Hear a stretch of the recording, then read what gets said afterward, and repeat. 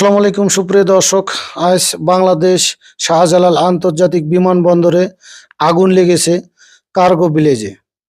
2টা 30 মিনিট থেকে আগুন লেগেছে, এখন পর্যন্ত নিভানো সম্ভব হয়নি।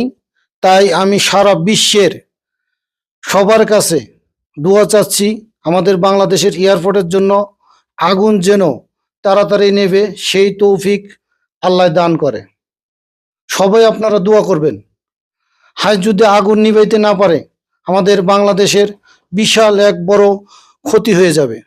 আর যারা টিকিট কাটছেন তারা টেনশন করবেন না, যেখানেই সমস্যা আছে সেখানেই সমাধান ইনশাআল্লাহ হয়ে যাবে। সবাই দোয়া করবেন। ফায়ার সার্ভিস থেকে শুরু করে প্রতিটা প্রশাসন ওইখানে হাজির হয়েছে, এখনো আগুন নিভাইতে পারেনি। আমরা দোয়া করব আল্লাহ পাক যেন রহমত নাজিল করেন, তাড়াতাড়ি আগুন নিভাইতে পারি। আল্লাহ হাফেজ, ভালো থাকেন।